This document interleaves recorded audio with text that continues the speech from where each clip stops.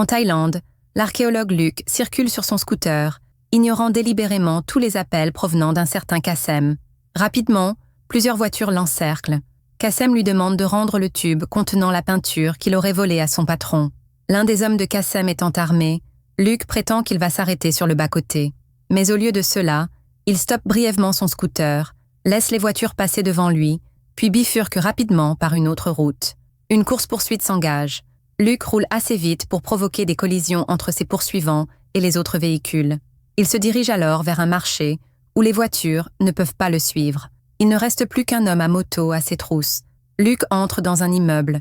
L'espace est si étroit que le motard finit par s'écraser contre un mur. En descendant les escaliers, Luc parvient à sortir du bâtiment, mais il se retrouve face à la voiture de Kassem. Éjecté de son scooter, il est momentanément bloqué. Heureusement, les habitants du quartier encerclent rapidement la voiture, ce qui lui permet de se faufiler et de s'éloigner discrètement. Pour disperser la foule, Kassem tire en l'air, puis ordonne à ses hommes de continuer la poursuite à pied. Blessé à la jambe, Luc tente de fuir aussi vite que possible, sous les tirs de ses ennemis. Il contacte son équipe pour leur dire qu'il ne pourra pas prendre son vol. Il lui conseille alors de prendre le train à la place. Après avoir traversé un autre marché, Luc vole une charrette de nourriture à un marchand. Kassem recommence à le poursuivre en voiture. Luc détache la charrette de son vélo, la laissant heurter violemment le véhicule de Kassem, qui s'embrase. Les flammes recouvrent le pare-brise, et Kassem finit par percuter d'autres voitures. La police l'encerclera peu après, tandis que Luc parvient à s'échapper. À la gare, Luc saute de son vélo et court après le train. Il réussit à monter à bord in extremis. Ce soir-là, épuisé, il s'endort sur son siège.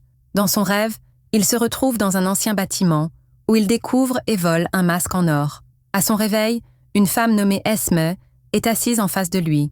Elle lui explique qu'elle travaille pour la récupération d'œuvres d'art uniques et que les hommes assis autour sont ses agents. Luc refuse de lui remettre la peinture. Esme sort alors un couteau, pendant qu'un de ses hommes commence à l'étrangler par derrière. Esme tente de lui arracher le tube et le frappe lorsqu'il ne le lâche pas. Mais Luc attrape son bras. En retirant sa veste, Esme s'éloigne rapidement. Luc saisit une assiette sur une table et la casse sur la tête du garde, avant de lui donner un coup de tête pour se libérer. Il attrape ensuite Esme en renversant un autre adversaire, mais celle-ci riposte violemment et prend de nouveau la fuite. Luc doit alors affronter un autre homme avant de pouvoir la rattraper. Esme se défend avec son couteau, mais dans le chaos, elle coupe accidentellement la sangle du tube. Tandis qu'ils tiennent chacun une extrémité de la sangle, Luc évite le couteau qui vole et tire violemment sur le tube, projetant Esme dans la salle de bain. Il en profite pour la verrouiller à l'intérieur. Enfin, Luc grimpe sur le toit de la voiture du train et attend qu'un château d'eau soit suffisamment proche pour y sauter. Il ne parvient pas à bien s'accrocher à la rambarde et finit par tomber à travers le toit d'une cabane. Il appelle alors ses coéquipiers pour leur demander de venir le chercher. Pendant ce temps, à Londres, la sœur de Luc, Charlotte, discute des détails de son divorce avec son ex-mari infidèle, Harold, et son avocat. Harold réclame la garde exclusive de leur fils, ce qui met Charlotte hors d'elle. Plus tard, au musée où elle travaille comme conservatrice, Charlotte est stupéfaite de voir apparaître Luc. Il prétend qu'il est simplement venu lui rendre visite, mais comme il se voit très rarement, Charlotte devine immédiatement qu'il est dans une mauvaise posture. Luc pense que Charlotte devrait l'accompagner dans ses aventures, comme il le faisait autrefois avec leur père. Mais Charlotte lui rappelle qu'elle est mère maintenant et qu'elle souhaite garder son travail stable au musée. Luc lui signale alors qu'un des tableaux semble avoir été endommagé. Tandis qu'elle l'examine, il en profite pour voler un autre tableau accroché au mur. L'alarme se déclenche aussitôt et Luc s'enfuit alors que les portes commencent à se verrouiller automatiquement. Charlotte le poursuit dehors et lui demande de rendre la peinture, mais Luc lui répond qu'il ne le fera que si elle monte dans sa voiture. Il démarre à toute vitesse, enchaînant des virages dangereux pour semer les voitures de police à sa poursuite. Après avoir traversé plusieurs ruelles étroites, il pénètre à l'arrière d'un camion, conduit par ses coéquipiers, Murphy et Deb. Charlotte les reconnaît. Ils faisaient partie de l'ancienne équipe de son père. Alors que Charlotte et Luc se disputent à propos du chemin de vie qu'elle a choisi, Murphy examine de près le tableau volé et conclut que ce n'est pas celui qu'il recherche. Luc propose alors à sa sœur de reprendre la peinture, avant de l'endormir à l'aide d'un spray. Quelques instants plus tard, elle se réveille seule, allongée sur un banc dans un parc. Charlotte retourne précipitamment au musée, où l'inspecteur Jamal est déjà en train d'enquêter. Il soupçonne Charlotte d'avoir aidé Luc, mais alors qu'ils échangent des propos tendus, Il remarque que la peinture a été remise à sa place. Après sa journée de travail, Charlotte essaie de récupérer son fils Thomas, mais Harold refuse de le lui confier, affirmant qu'il a entendu dire qu'elle est désormais suspecte dans une affaire de vol. Furieuse, Charlotte part confronter Luke, qu'elle retrouve dans un manoir en compagnie d'un homme riche nommé Owen. Owen explique qu'il est atteint d'un cancer en phase terminale et qu'il a engagé l'équipe pour retrouver la légendaire montagne de Jouvence, qui pourrait être sa seule chance de guérison. Charlotte rétorque que la fontaine de Jouvence n'est qu'un mythe, mais Luke affirme que tout mythe contient une part de vérité. Il explique que des dizaines de cultures à travers tous les continents évoquent l'existence de cette fontaine, ce qui ne peut pas être une simple coïncidence. Selon la légende, Dieu aurait dissimulé l'emplacement de la fontaine aux yeux des hommes. L'équipe pense que ces informations ont été transmises au fil des siècles par des lignées bien précises, appelées les protecteurs du chemin, dont le rôle est de garder le secret. Luke suppose qu'Esme fait partie de ces protecteurs. En 1600, 6 artistes auraient conclu un pacte pour révéler l'emplacement de la fontaine, en cachant des indices dans différentes œuvres d'art. Ce sont les peintures que Luke a volées dans différents pays. Elles comportent des signatures secrètes en latin qui disent 6 et 1, ce qui signifie 6 toiles, mais un seul chemin. Chaque tableau est aussi marqué par des lettres différentes, mais l'équipe n'a pas encore compris leur signification. Charlotte se rend compte qu'ils ont volé le mauvais tableau de Rembrandt, et ils veulent maintenant qu'elle leur révèle où se trouve le véritable. Elle refuse de les aider, trop préoccupée par son fils. Owen lui propose alors l'aide de ses avocats très influents. En échange, Charlotte leur conseille de faire des recherches sur la famille Vanderbilt.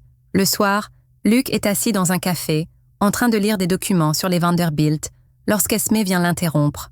Elle lui ordonne d'abandonner ses recherches, sinon elle n'hésitera pas à éliminer un par un les membres de son équipe. Le lendemain, Luke assiste au récital de piano de Thomas, puis informe Charlotte qu'il a trouvé la véritable peinture. Après quelques échanges tendus, il réussit à la convaincre de participer à la récupération de l'œuvre. Peu de temps après, l'équipe embarque à bord d'un navire en direction de l'Irlande, à la recherche d'un paquebot de croisière coulé, où le tableau aurait été vu pour la dernière fois. Des drones spéciaux sont envoyés sous l'eau pour découper la partie du navire contenant les biens de première classe et y fixer des ballons de flottaison afin de le ramener à la surface. Une fois la section du navire remontée, les 2 frères et sœurs pénètrent à l'intérieur à la recherche du tableau, Charlotte servant de guide grâce à une vieille carte. Sur le navire principal, l'équipe détecte un signal sur le radar, indiquant une menace approchante, mais les radios ne fonctionnent plus. Un hélicoptère atterrit bientôt sur l'épave et dépose Esme et ses hommes. À l'intérieur, Charlotte boit de l'alcool trouvé dans un placard, pendant que Luke utilise un chalumeau pour ouvrir un compartiment portant le nom de Vanderbilt.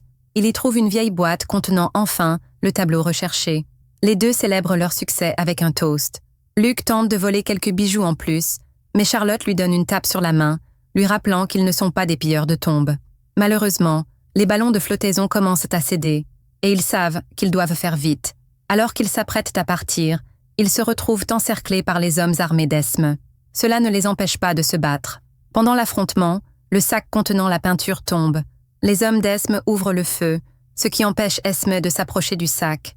Les balles ricochent contre la structure métallique du paquebot et endommagent l'hélicoptère, ainsi que les ballons de flottaison. Le paquebot commence à se remplir d'eau. Luke glisse, et un homme en profite pour le mettre en joue. Charlotte réagit rapidement en cassant une chaise sur la tête de l'assaillant. Luke se précipite alors pour récupérer le tableau, mais il s'arrête net quand Esme prend Charlotte en otage. L'hélicoptère, endommagé, est contraint de repartir, tandis que le paquebot continue de sombrer. Luke ne croit pas qu'Esme osera blesser Charlotte et tente de gagner du temps.